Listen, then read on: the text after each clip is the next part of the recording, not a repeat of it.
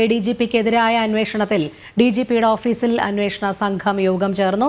സംസ്ഥാന പോലീസ് മേധാവി Sheikh Darvesh Sahib, south zone IG-യും തിരുവനന്തപുരം സിറ്റി പോലീസ് കമ്മീഷണറുമായ IG Sparjan Kumar, Thrissur range DIG Thomson Jose എന്നിവരാണ് യോഗത്തിൽ പങ്കെടുത്തത്. പ്രജിത് മോഹനൻ ചേരുന്നു. പ്രജിത്ത്, വിവരങ്ങൾ.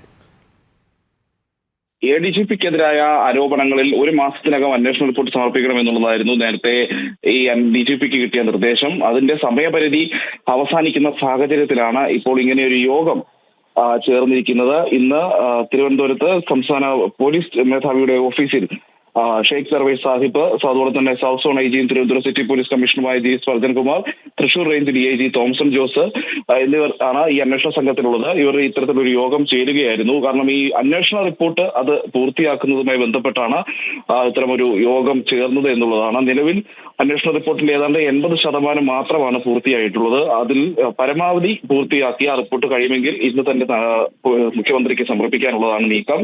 ഒരുപക്ഷെ പൂർത്തിയായില്ല എങ്കിൽ അത് അടുത്ത ദിവസങ്ങളിലേക്ക് മാറ്റും. വീണ്ടും ഈ CPI ഒക്കെ വലിയ രീതിയിലുള്ള വിമർശനവും ശക്തമായ നിലപാടുമൊക്കെ സ്വീകരിച്ച സാഹചര്യത്തിലാണ് ഈ അന്വേഷണ റിപ്പോർട്ട് വേഗത്തിലാക്കുന്നത് എന്നുകൂടി നമ്മൾ ശ്രദ്ധിക്കേണ്ടതുണ്ട്.